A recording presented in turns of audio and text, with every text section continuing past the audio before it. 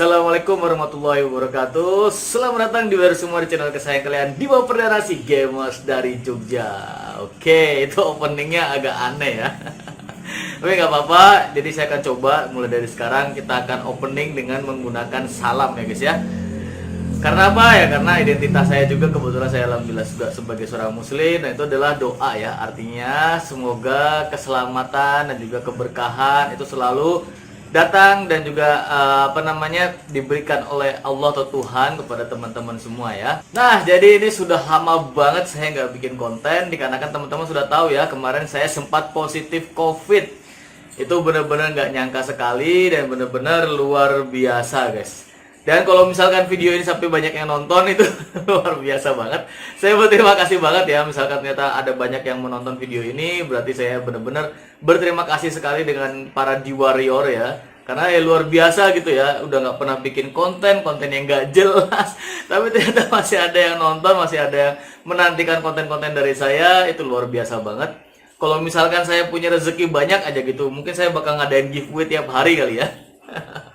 Cuman sayangnya masih belum ya guys, saya masih berjuang, saya masih berusaha gimana caranya untuk bisa survive ya, untuk bisa dapetin rezeki, untuk bisa dapat hidup ya di kondisi sekarang ini. Karena kondisi COVID-19 itu bener-bener luar biasa guys. Salah satunya kalau misalkan teman-teman tahu, itu ekonomi kita bener-bener ambiar kalau orang Jawa bilang ya, bener-bener kacau balau, bener-bener sulit banget untuk bisa makan 3 kali sehari aja udah alhamdulillah guys.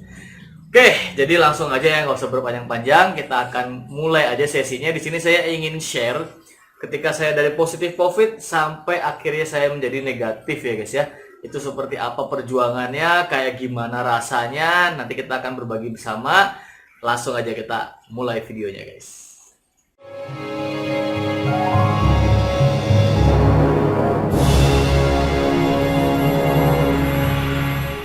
Oke, sebelum kita mulai untuk sharingnya, di sini saya ingin berterima kasih bagi teman-teman semua. Nanti di bawah ini akan saya kasih teks seperti biasa ya, yaitu komentar dari teman-teman semua tentang kemarin pas waktu saya memposting, saya minta maaf karena saya terkena COVID-19 dan ternyata respon dari teman-teman banyak sekali ya. Ada yang mendoakan kepada saya, ada yang teman support. Saya berterima kasih banget karena berkat doa dan juga dukungan dari teman-teman semua, akhirnya sekarang saya bisa bikin konten lagi. Nah, tapi ada juga yang agak nyeleneh ya. Jadi setelah mendoakan, setelah ngasih support, kemudian dia bilang, tapi bang jangan lupa ya nanti main horror film. Setelah sembuh langsung suruh main horror film. Aduh.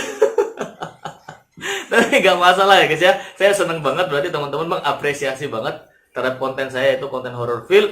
Nanti kita akan coba untuk memainkan horror film. Nggak tahu kapan, nanti tinggal tunggu aja ya guys ya. Yang jelas saya akan coba untuk membuat konten setelah ini lebih sering lagi daripada kemarin-kemarin yang cuma seminggu sekali, seminggu 2 kali. Tapi mungkin saya coba untuk yang bulan ini sampai akhir bulan atau mungkin sampai bulan-bulan berikutnya untuk terus ya guys ya, untuk continue. Jadi kalau bisa sering-sering saya bikin konten lah ya. Oke, jadi langsung aja nih guys ya, ceritanya gimana kok saya bisa kena positif COVID, padahal saya sendiri termasuk orang yang ya boleh dibilang taat untuk mengikuti protokol kesehatan ya guys ya. Karena setiap kali di kantor, ketika di ruangan walaupun saya cuma sendiri, itu saya tetap pakai masker guys. Ketika saya lepas tuh ketika saya mau minum, saya mau makan, nah itu baru saya lepas. Atau ketika saya ngerasa agak sesek gitu nafasnya ya, ketika pas lagi ngerjain itu tiba-tiba kok aduh kok kerasa sesek nih, saya buka. Itu pun cuma bentar gitu, jadi nggak pernah lama-lama ya guys ya. Atau pas waktu lagi ngerokok itu yang agak lama tuh ya, ketika lagi ngerokok balbul-balbul lah, itu kan mau nggak mau agak lama. Tapi selebihnya itu saya mencoba untuk menjaga protokol kesehatan, yaitu cuci tangan terus pakai sabun. Ketika sudah selesai bekerja kemudian saya mandi dulu sebelum berinteraksi dengan keluarga gitu. Pokoknya bener-bener saya mencoba gimana caranya untuk mentaati dan juga mengikuti protokol kesehatan. Tapi ternyata ya seperti teman-teman tahu ya, namanya takdir ya, qadarullah itu nggak bakal bisa kita tolak. Ternyata malah saya dan juga pimpinan saya yang sama-sama kita sering menjaga protokol kesehatan ya, itu malah yang kena COVID-19. Bagaimana ceritanya saya juga nggak tahu. Yang jelas kita berdua itu benar-benar terkena COVID-19. Jadi awalnya itu pas hari Kamis di tanggal 25 Februari ya guys ya, itu tiba-tiba, nah ini saya ada contekan nih kan. Saya nyatet biar nggak lupa ya, karena saya agak lupa. Itu ternyata bos saya tuh sakit ya guys ya. Jadi dia tiba-tiba pas waktu sore kalau nggak salah, agak-agak sore gitu sebelum jam pulang kerja, Itu beliau sudah izin terlebih dahulu, beliau pamit terlebih dahulu untuk pulang, dan memang kondisinya waktu itu saya ngeliat agak-agak kurang fit ya, kurang sehat gitu ya. Akhirnya beliau pulang duluan.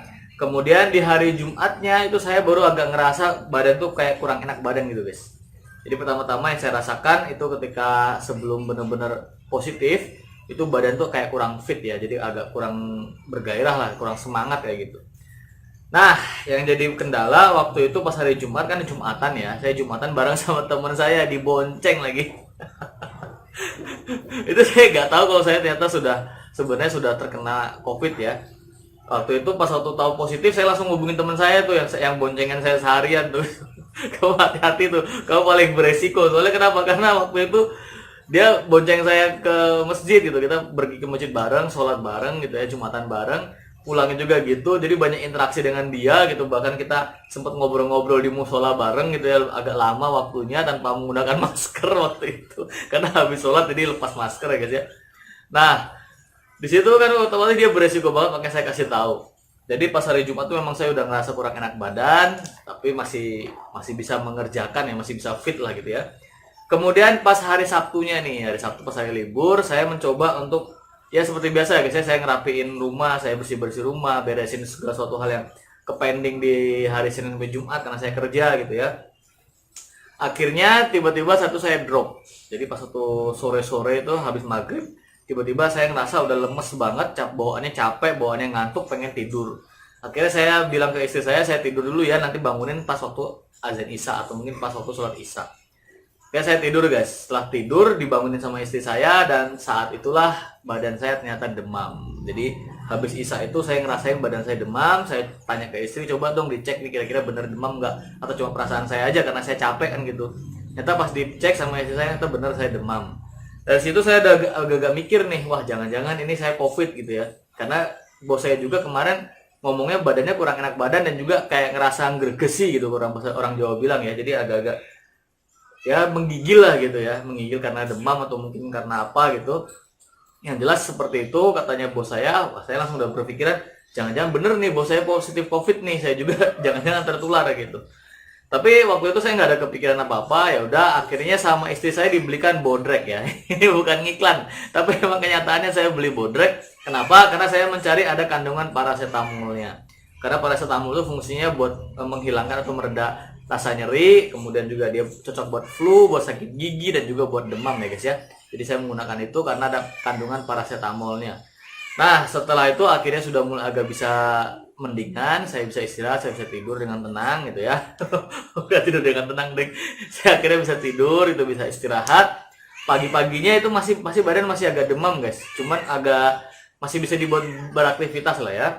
Nah dari situ ini hari Minggu ya, jadi hari Minggunya itu badan udah agak mendingan karena saya minum paracetamol. Cuman waktu itu saya sempat kepikiran, aduh gimana nih, jangan-jangan benar-benar COVID nih gitu kan. Tapi saya masih belum periksain guys.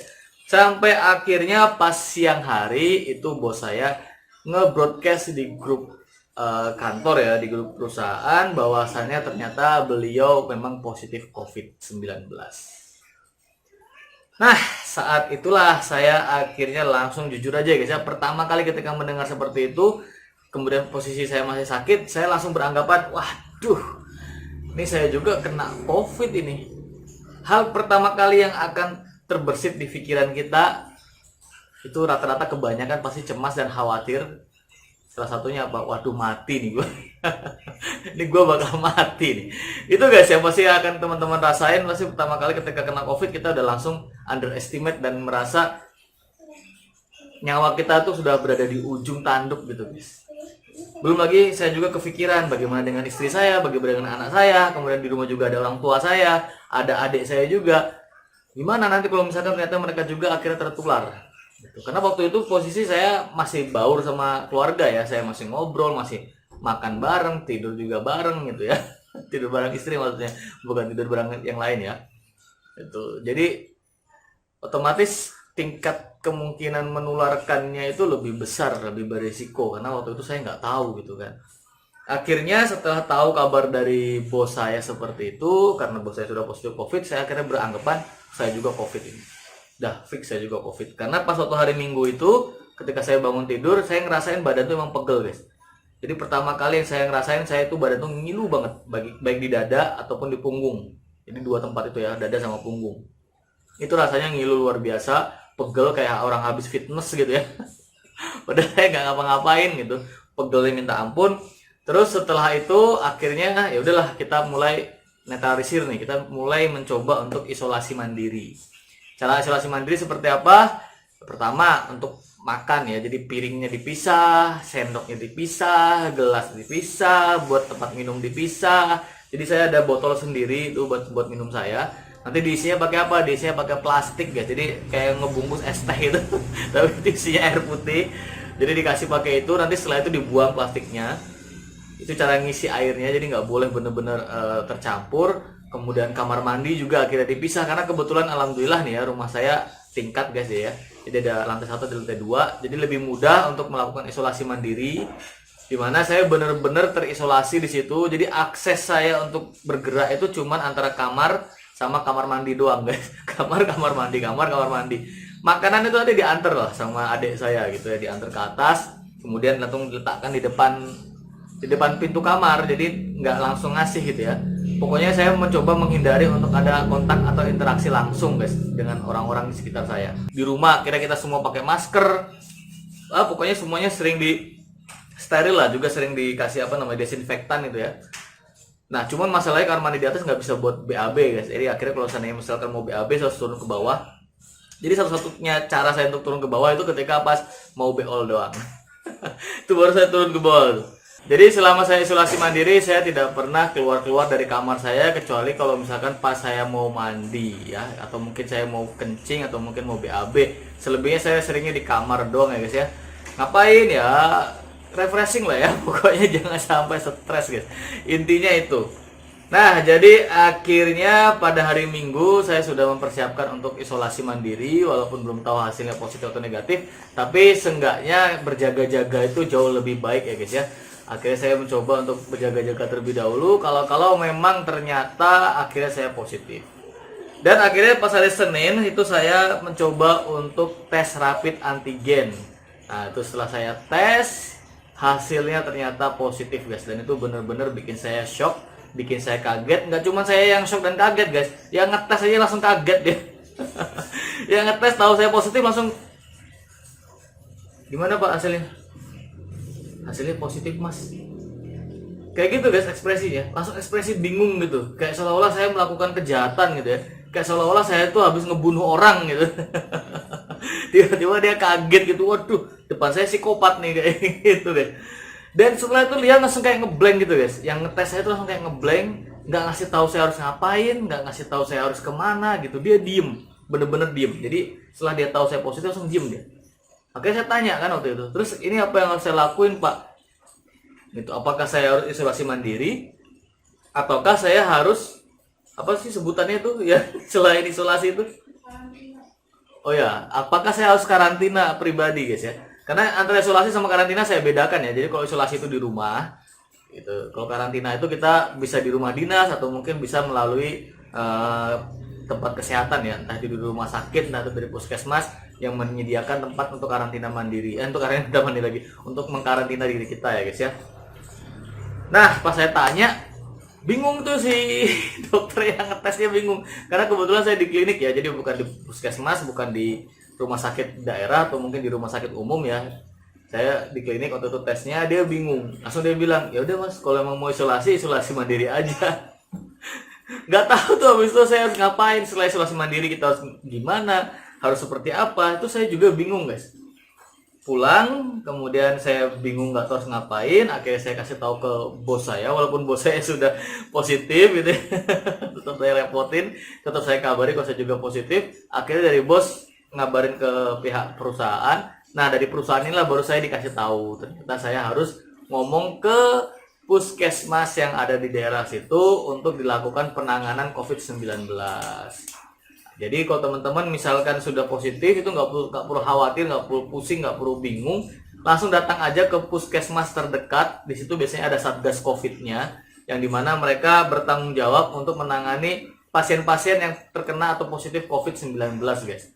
Jadi ketika saya datang ke puskesmas, saya langsung dikasih tahu harus menghubungi ke siapa, harus ngasih tahu ke siapa. Nanti di situ ada bagian screening kalau nggak salah ya, bagian screening bener ya? Oh maaf, bukan bagian screening guys, tapi bagian tracer ya. Bagian tracer itu mereka yang mencari, bukan mencari, tapi mereka yang menangani gitu ya untuk kasus kita. Setelah saya dapat tracernya, kemudian saya dikasih tahu harus bagaimana, kemudian dia juga menanyakan gejala-gejala apa yang saya rasakan. Jadi di hari Senin itu yang saya rasakan itu tetap sama ya guys ya. Jadi badan itu rasanya pegel minta ampun, terutama bagi bagian dada sama bagian punggung. Itu rasanya ngilu banget guys, ngilu di bagian tulang. Nah, ketika saya sampaikan seperti itu, kemudian juga ditanyakan apakah mau isolasi mandiri atau kita mau karantina. Saya bilang saya mau isolasi mandiri waktu itu. Karena saya tahu guys, namanya di karantina itu kan semuanya orang-orang sakit ya. Orang-orang yang jelas-jelas positif COVID. Jadi otomatis ketika ke sana ada yang mungkin sakitnya biasa, ada yang parah. Nah, saya takutnya kalau misalkan ngeliat yang parah itu guys. Ketika saya ngeliat ada yang sampai sesak nafas, sampai dimasukin selang, itu mungkin bisa mempengaruhi kejiwaan kita ya, mental kita ya. Karena kita juga positif. Jadi saya lebih milih untuk isolasi biar apa? Biar pikiran kita tuh nggak kacau, nggak kemana-mana. Toh juga ada keluarga di rumah yang ngurusin kita gitu, jadi lebih keurus lah kitanya. Jadi setelah itu akhirnya saya diberikan obat dari pihak puskesmas gitu. Dan puskesmas juga menanyakan apakah mau dikunjungi oleh kelurahan atau enggak. Saya milih enggak karena takutnya nanti lingkungan saya pada bingung, heboh, kemudian malah kacau gitu ya. Oke, saya milih jangan dikunjungi, pokoknya intinya biar pihak puskesmas saja yang mengetahui gitu. Setelah itu kemudian setiap hari selalu di maintain, selalu ditanyain gimana perkembangan dan lain sebagainya. Itu benar-benar luar biasa banget ya. Saya salut kepada Mbak yang sudah mengurusi saya yang sudah menanyakan terus, kemudian juga mau wirawiri buat ngasih obat dan lain sebagainya gitu ya. Itu saya berterima kasih banyak. Nah, kemudian di hari Selasanya akhirnya saya tes PCR karena setelah positif kena antigen itu harus tes PCR atau swab test ya guys ya. Untuk swab testnya ini kebetulan saya dibantu oleh kantornya bapak saya, jadi dibantu akhirnya gratis. Jadi kalau misalkan teman-teman nggak bisa tes PCR, coba datang ke kelurahan atau mungkin ke pemerintahan daerah gitu ya untuk bisa tes swab. Karena tes swab itu harganya mahal guys. Jadi kalau nggak mau kita harus minta bantuan pemerintah nih. Saya kebetulan punya saya waktu itu ditanggung sama kantornya bapak saya. Bapak saya aja sampai dikosin loh kan, gara-gara saya positif COVID itu bapak saya harus ngekos. Sampai sekarang ini masih belum pulang nih. Jadi bapak saya malah ngekos di luar karena takut berbahaya ya. Itu saking bahayanya COVID ya. Jadi jangan pernah nganggap remeh ya. Mungkin sekarang teman-teman nganggap ini konspirasi atau lain sebagainya, saya juga berpikiran sama. Untuk beberapa hal, beberapa kasus memang itu suatu konspirasi ya. Jadi orang sakit apa kemudian meninggal bukan gara-gara COVID, tapi akhirnya di-COVID-kan, itu memang benar ada karena banyak beritanya seperti itu dan saya juga mengalami. Tapi saya nggak akan buka rumah sakit apa di mana, itu nggak akan saya buka. Tapi yang jelas memang ada ya guys ya, praktek-praktek seperti itu kita harus jujur kalau itu tuh memang ada. Tapi COVID itu sendiri ternyata memang benar-benar nggak bisa main-main kita ya. Gitu. Kita nggak benar-benar nggak bisa nganggep remeh juga karena saya ngerasain sendiri guys. Saya sudah merasakan banget gimana rasanya ketika positif COVID dan ada gejalanya. Kalau tanpa gejala mungkin nggak ada masalah gitu ya, karena memang ada juga yang OTG ya, orang tanpa gejala dia positif COVID tapi dia nggak ngerasain sakit apa-apa, dia nggak ngerasain gejala apa-apa, dia sehat-sehat aja, baik-baik aja karena memang imunnya bagus. Karena itu yang paling penting guys, ketika kita COVID itu imun kita harus bagus ya guys ya. Oke, jadi akhirnya setelah hari Selasa saya tes swab, pasti hasilnya juga positif ya guys ya. Dan itu semuanya ngurus sendiri guys. Jadi saya nggak ada interaksi dengan siapa-siapa. Saya nggak, sejak saat itu saya kemana-mana, nggak bukan kemana-mana sih, selama 2 harinya doang ya karena ngurusin buat tes itu. Setelah tes, akhirnya saya benar-benar tidak pernah keluar rumah sama sekali. Itu yang paling penting, kita harus tertib ya guys ya. Jadi jangan pernah memikirkan diri kita sendiri aja, tapi pikirkan juga orang lain, orang-orang yang ada di sekitar kita. Karena kita tidak pernah tahu dia akan tertular kepada siapa. Ya kalau misalkan yang ditulari itu orangnya kuat ya, secara imun, secara fisik dia kuat sehingga dia akhirnya bisa sembuh. Tapi bagaimana kalau misalkan ternyata fisik mereka tidak sekuat kita, lemah, kemudian akhirnya mereka meninggal karena terkena COVID yang tertular dari kita ya. Makanya sejak saat itu saya tidak pernah keluar rumah sama sekali. Jadi saya benar-benar di rumah, saya cuma di satu tempat itu doang. Saya nggak kemana-mana, saya bahkan nggak wirawiri di rumah, saya bener-bener cuman di kamar sama kamar mandi, kamar mandi, udah itu doang guys, nggak kemana-mana sama sekali. Bahkan ketika dianterin makan juga itu bener-bener dianterin di depan pintu, udah taruh di situ. Pakaian pun sama, ketika pakaian itu saya taruh di satu tempat sendiri, nanti ketika pas adik saya naik, nah itu nanti akan saya taruh di ember sendiri, kemudian dibawa turun ke bawah. Jadi benar-benar saya mencoba untuk mengurangi kontak dengan siapapun juga, guys. Jadi intinya ketika kena COVID, yang pertama kita jangan pernah panik. Tenang ya guys ya, kita harus tenang, disikapi dengan baik, disikapi dengan tenang aja. Kemudian kita langsung mencoba mencari solusi, mencari cara, yaitu dengan isolasi mandiri atau mungkin karantina. Kalau misalkan mau isolasi mandiri, teman-teman nggak punya ruangan, mungkin bisa di-sekat ya guys ya. Dan bener-bener kita cuma ada di satu area itu doang, nggak boleh kemana-mana. Pokoknya harus diam di satu tempat itu doang. Ini salah satu contohnya guys. Saya akan kasih contoh ya.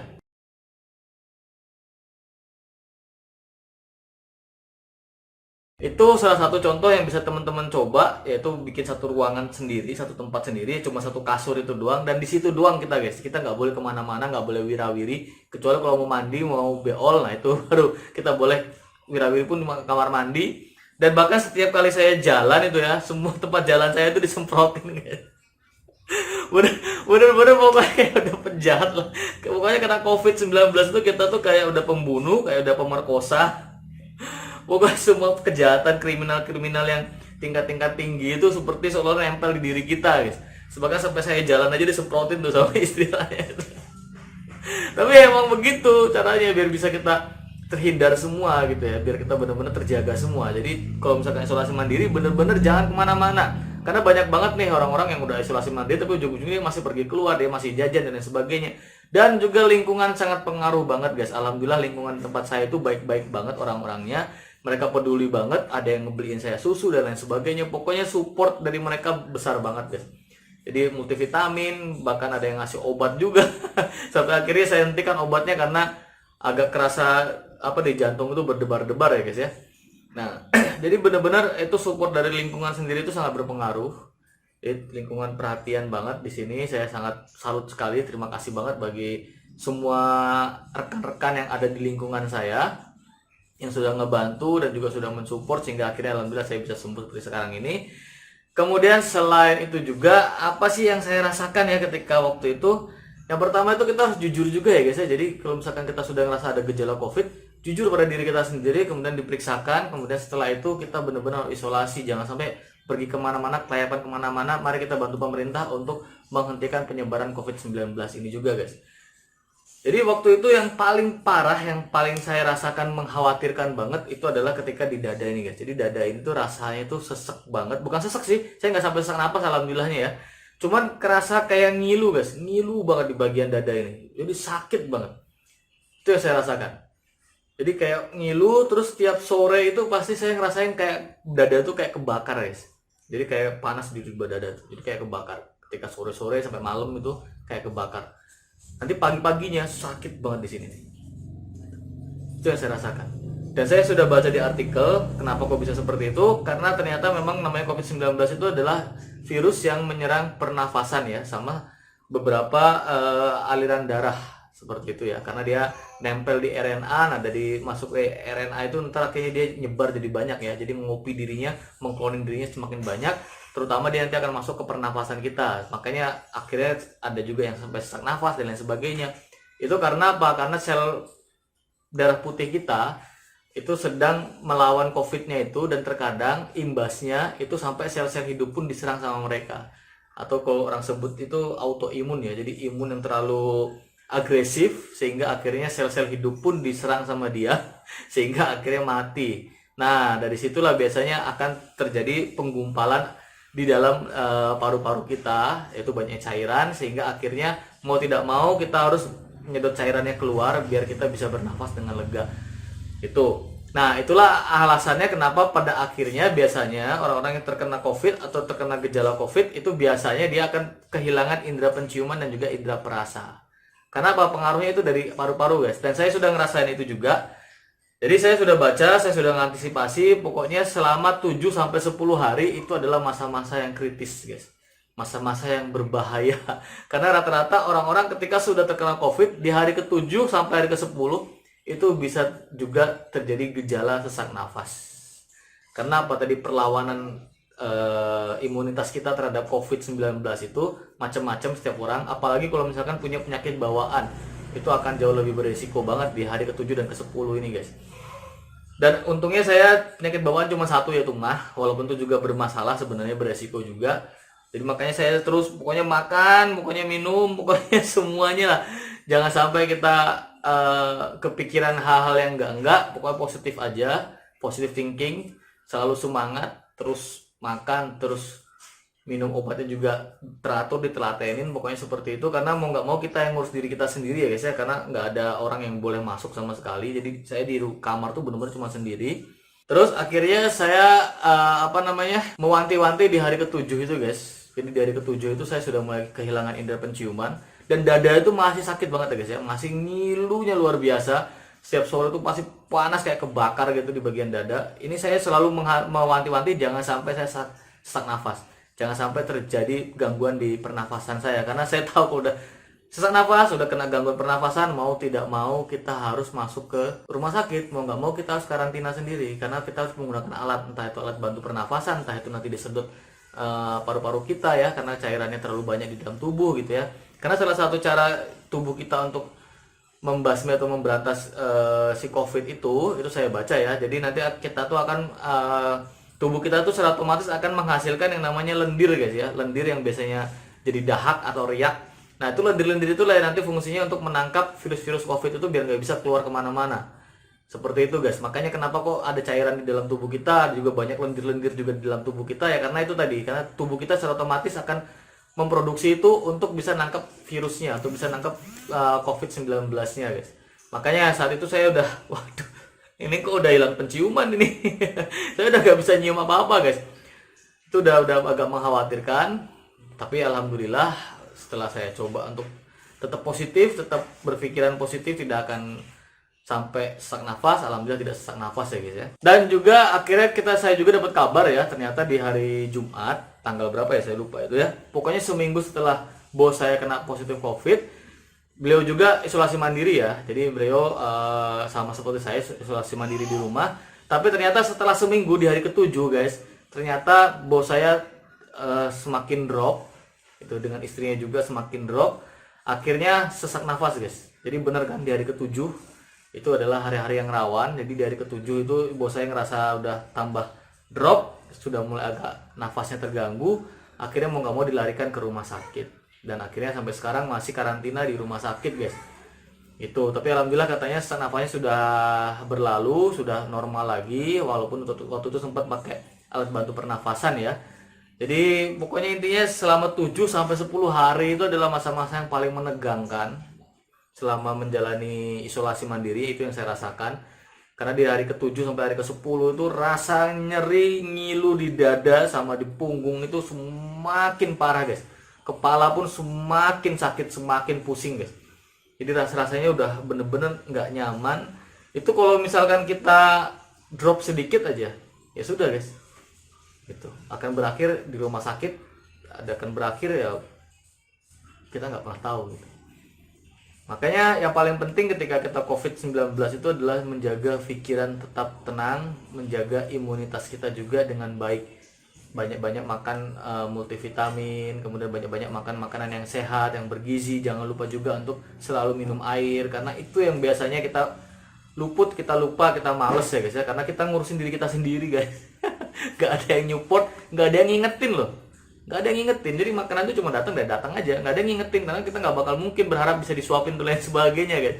Gak boleh sama sekali ya. Jadi kita harus semangat sendiri, kita harus optimis sendiri guys, kita yang harus ngatur diri kita sendiri. Sama satu lagi nih, saya kasih tips ya buat teman-teman. Ini boleh dicoba juga, karena saya ngerasa mungkin salah satunya yang menyebabkan saya tetap bisa fit, tetap kuat, itu gara-gara satu hal ini, yaitu apa? Air kelapa muda guys. Karena air kelapa muda itu bisa menggantikan cairan tubuh yang hilang ya. Salah satunya dia ada elektrolit, kalau misalkan teman-teman baca itu ya artikel. Jadi ada elektrolit yang dimana elektrolit itu bisa mengikat mineral yang ada di dalam tubuh kita. Jadi otomatis kita nggak gampang dehidrasi. Itu bagus banget guys. Dan resepnya itu waktu itu ya saya dikasih tahu, pertama satu kelapa muda utuh itu ya, kelapa muda yang masih utuh, nggak usah dicampur apa-apa, bener-bener murni. Kalau misalkan teman-teman nggak suka dengan daging kelapanya, ya nggak usah, nggak apa-apa. Yang penting airnya aja. Kemudian dicampur dengan setengah sendok garam. Garam ini buat apa? Garam ini berfungsi buat menghilangkan bakteri ya guys ya, karena bakteri-bakteri dalam tubuh kita ini bisa tereliminir dengan adanya garam. Jadi setengah sendok garam. Kemudian 1 potong jeruk nipis. Nah, jeruk nipis ini kan mengandung vitamin C nih sebenarnya ya. Mengandung vitamin C baik buat tubuh kita, jadi bisa menambah imunitas. Kalau misalkan teman-teman nggak suka dengan jeruk nipis yang utuh 1 biji gitu, separuhnya aja nggak apa-apa. Jadi separuhnya. Kemudian sama 1 sendok madu dicampur jadi 1 ya guys ya, dicampur di dalam kelapa muda itu. Fungsinya buat apa madu ya? Teman-teman tahu sendiri ya, manfaat madu itu banyak banget. Jadi ketika teman-teman minum ini, seenggaknya badan itu tetap fit. Dalam sehari minimal 1 kali lah ya. Jadi selama seminggu kalau nggak salah, selama seminggu itu saya selalu kayak gitu guys. Tiap hari minum kelapa muda, tiap hari minum kelapa muda sampai bengep, bener-bener rasanya enak. Tapi ya demi kesembuhan ya udah saya jalanin itu semua guys, terus tiap minggu. Sebenarnya kalau dari ibu saya sih menyarankan buat sehari 2 kali, cuman masalahnya duitnya itu guys. 1 biji kan 10.000 tuh, mahal ya. Sehari 20.000, gile aja. Makanya saya sehari cuma sekali. Yang penting ada gitu ya. Dan itu saya lakukan selama seminggu dan alhamdulillah hasilnya semuanya baik dan bagus ya guys ya. Nah, kemudian setelah itu lama-lama berangsur mulai agak alhamdulillah setelah melalui 7 hari tadi ya, 7 hari yang berbahaya itu, di hari ke-8 itu sudah mulai ngilu di dada, itu sudah mulai agak hilang. Tapi penciuman masing hilang penciuman ya. Indra perasa saya itu walaupun nggak hilang, tapi dia cuma bisa merasakan 1 rasa doang yang dominan. Misalkan kayak saya minum kopi, itu yang kerasa tuh cuma rasa manis doang, jadi manis gula. Kemudian kalau misalkan saya makan sambal, itu yang kerasa cuma pedesnya doang, nggak ada rasa yang lain guys. Kemudian saya makan ikan, itu yang kerasa asinnya doang, jadi nggak kerasa ikannya sama sekali. Itu guys yang saya rasain waktu ketika pas indra perasa saya, mungkin tuh termasuk indra perasa yang agak hilang ya, yang sudah mulai hilang ya. Jadi kalau misalkan minum obat ya pahitnya minta ampun tuh rasanya tuh. Nah, jadi seperti itu. Di hari ke-8 itu penciuman saya masih hilang, kemudian lidah saya juga masih kayak gitu rasanya. Tapi sudah mulai berangsur membaik, hari demi hari membaik sampai akhirnya di hari ke-10, yaitu di tanggal 10 Maret ya, di tanggal 10 Maret itu sudah mulai lebih fit, yaitu pas hari Rabu ya. Cuman yang jadi masalah, tiba-tiba saya ngerasain sakit gigi yang luar biasa guys.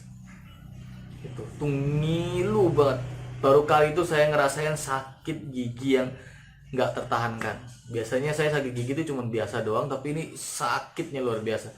Dan ternyata setelah saya baca artikel, itu termasuk salah satu, bukan gejala sih sebenarnya, tapi mungkin dampak atau efek samping dari sakit COVID-19 tadi.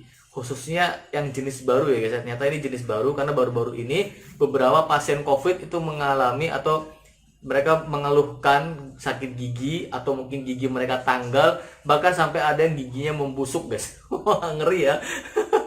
Jadi jangan macam-macam loh, ngeri loh, bener.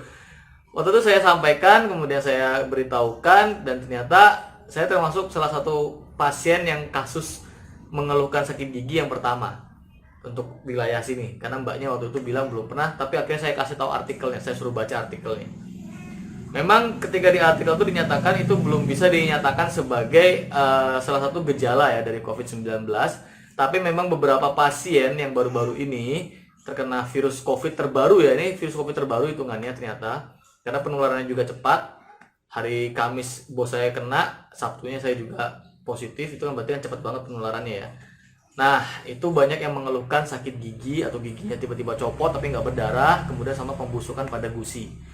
Dan saya termasuk yang pembusukan pada gusi guys.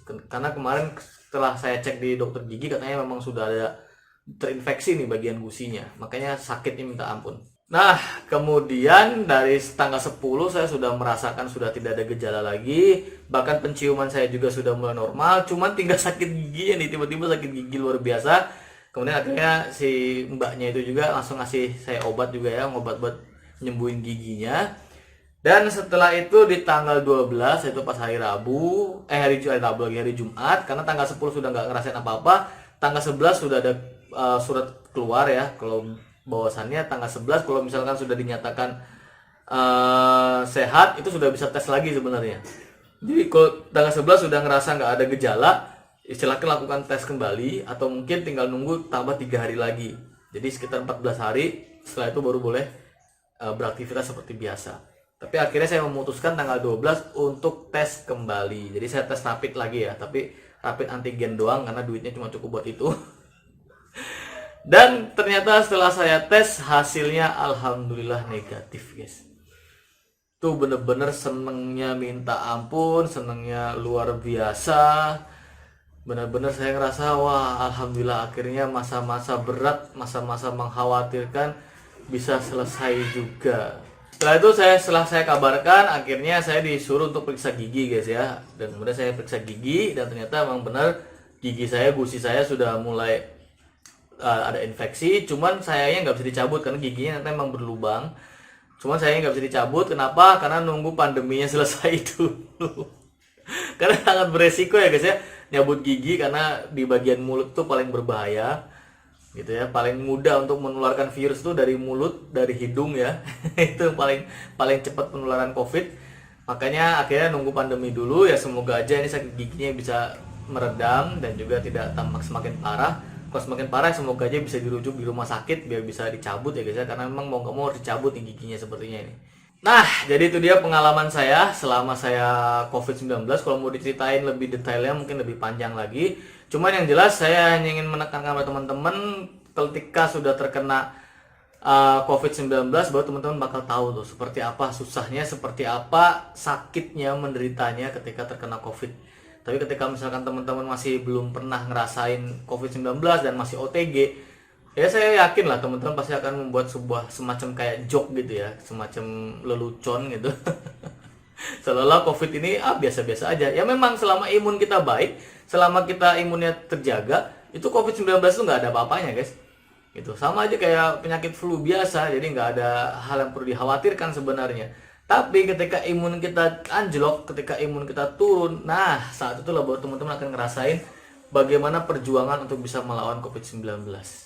Bagaimana rasanya sakitnya, itu sakit banget loh guys, beneran guys. Di dada itu, rasa-rasanya tuh ngilunya minta ampun, apalagi setiap sore tuh kayak kebakar ini di sini nih. Gitu. Karena mungkin mulai beraksi gitu ya, mulai bereaksi. Jadi mungkin siapa tahu COVID-19 itu emang nokturnal gitu ya. Jadi aktifnya pada malam hari gitu. Itu baru kerasa pas waktu sore hari itu kayak kebakar itu di dada. Dan selalu was-was, selalu khawatir, selalu cemas, kira-kira kita bisa bertahan nggak ya? Gitu. Jangan-jangan nanti pas di hari ke-7 mulai kambuh sesak nafas, susah bernafas, sampai akhirnya harus diopnam dan lain sebagainya. Itu pikiran-pikiran seperti itu tuh pasti selalu ada guys, selalu menghantui itu.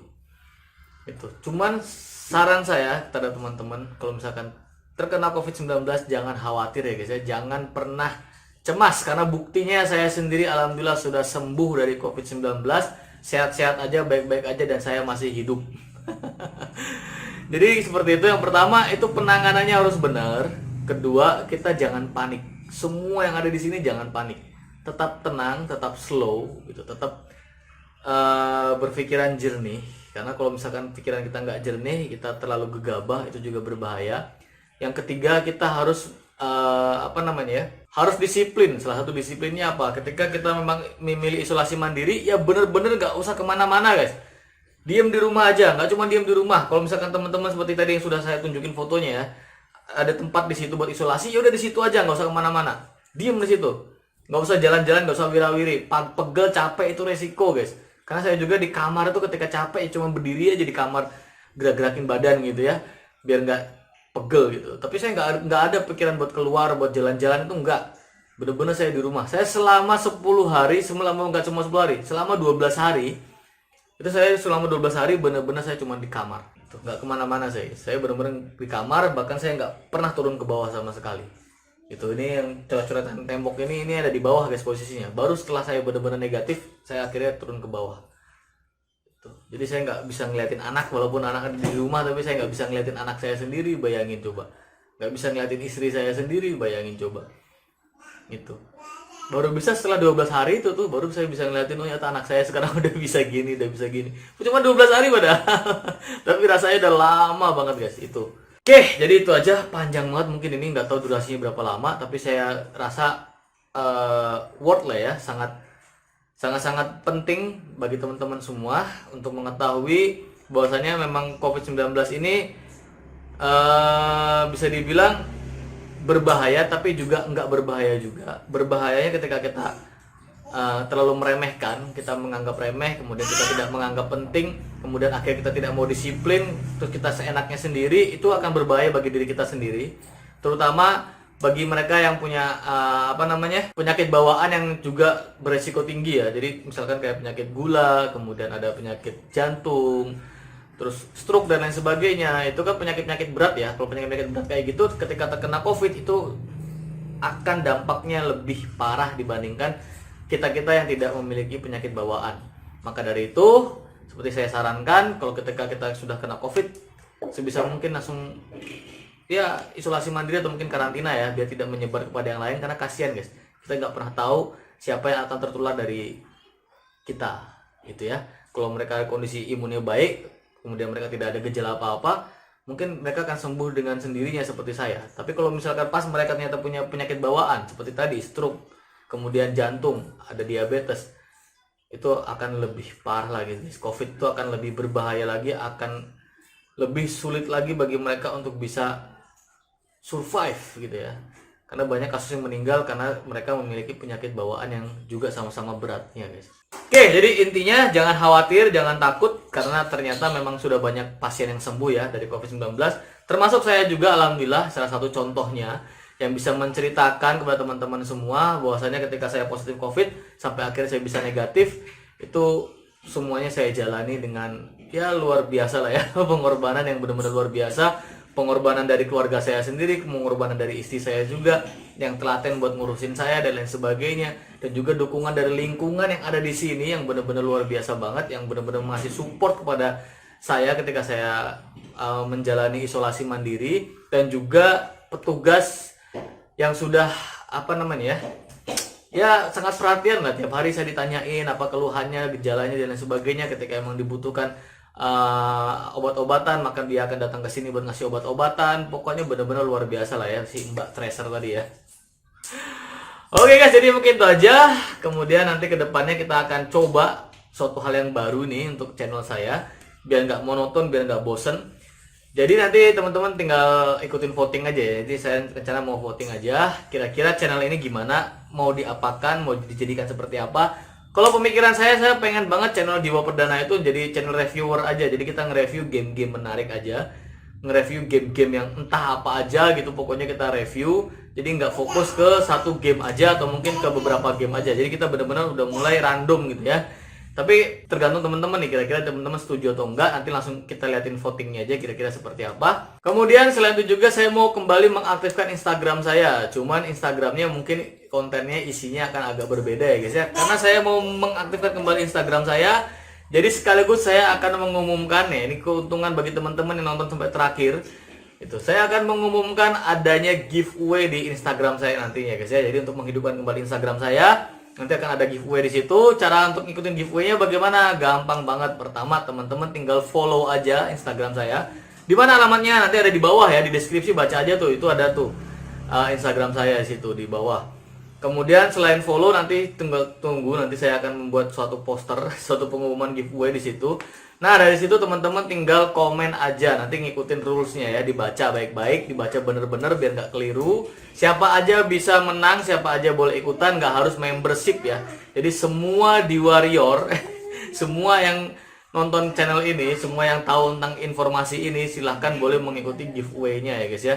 Tapi syaratnya adalah follow Instagramnya, kemudian nanti ngikutin apa yang sudah saya umumkan di sana nantinya ya guys ya. Dan pemenangnya nanti akan saya umumkan di awal April ya, benar-benar di tanggal 1 lah. Saya coba di tanggal 1 ya. Di tanggal 1 akan saya umumkan pemenang giveaway-nya siapa, secara random, secara acak pastinya. Jadi mungkin itu aja guys ya. Semoga aja teman-teman suka dengan konten saya dan juga tetap support channel ini walaupun nggak jelas banget ini kontennya ya, tapi yang jelas saya terima kasih banget. Ini kalau misalkan banyak yang nonton, saya benar-benar luar biasa. Saya kagum banget sama teman-teman semua yang masih tetap setia buat mantengin channel Diwa Perdana. Jadi mungkin itu aja guys ya. Semoga teman-teman suka dengan videonya, dan juga jangan lupa untuk dukung terus channel saya dengan cara di like, di share, kemudian subscribe channelnya. Bertemu lagi dengan saya di video berikutnya. Salam gamers dari Jogja.